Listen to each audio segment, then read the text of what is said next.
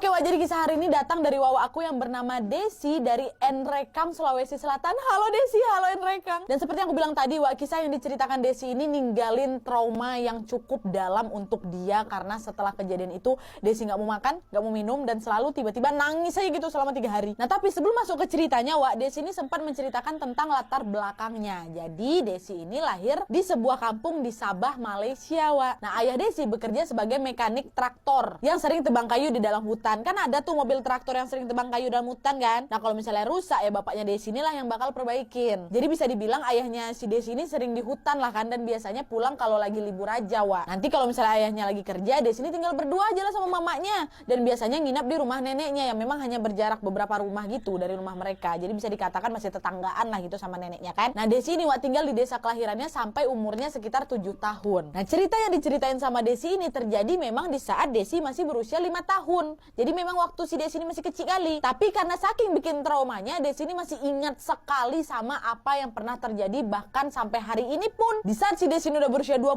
tahun, dia masih bisa ingat semuanya. Dibantu sama mamanya juga, karena mamanya juga mengalami. Nah jadi gimana ceritanya Nana? Baru kita masuk nih, sekarang kita mulai. Nah jadi waktu itu di desa sebelah, bukan di desanya Desi ya, lagi heboh kali tentang perampok yang menggunakan ilmu hitam. Nah metode ilmu hitam yang digunain sama si perampok ini adalah, maaf, dengan menggunakan celana dalam perempuan. Jadi dipakai gitu sama perampoknya. Kedengarannya aneh memang Wak, tapi memang si perampok ini pula yang akan menggunakan celana dalam perempuan itu sambil mengelilingi rumah yang ingin dia rampok. Nah dengan cara itu si pemilik rumah ini nggak akan sadar kalau ada perampok yang masuk ke dalam rumahnya. Dan menurut orang sekitar Wak, si perampok ini hanya bisa merampok rumah perempuan yang sudah menikah aja. Dan yang lebih creepy-nya lagi, di beberapa rumah yang telah dirampok Wak, wanita yang berada di dalam rumah juga telah diperkaos tanpa disadari oleh si korbannya. Dan sayangnya rumah Desi pun menjadi incaran perampok yang menggunakan ilmu hitam itu. Dan kejadian ini Wak terjadi saat H-1 sebelum Idul Adha. Nah, waktu itu ayahnya Desi ini belum balik memang. Kata mamanya, oh mungkin bapak baru pulang nanti malam nak, atau enggak subuh lah. Karena memang lagi ada traktor yang rusak di sana. Jadi ayah benerin dulu. Nah waktu itu neneknya Desi ini sempat ngajak mama sama si Desi buat ya udah kamu nginap di rumah nenek aja. Kan gak enak kalian malam raya masa cuma berdua aja. Tapi waktu itu mama Desi menolak Wak, enggak usah nek, karena takutnya nanti bapaknya Desi pulang tengah malam. Nanti malah nggak ada pula orang di rumah. Jadi mama Desi ini mau nungguin bapaknya balik itulah. Jadilah itu malam hari raya itu mereka cuma berdua aja tuh, mamanya sama Desi di rumah mereka. Dan pas pula waktu itu kata Desi, dia itu sempat lihat iklan di TV kalau jam 11 malam nanti akan ada film Piramli. Karena Desi ini suka kali nonton film Piramli ya, sama kayak aku. Desi ini pun ngajak lah mama kita tidur di luar aja yuk. Dan sebenarnya mereka ini memang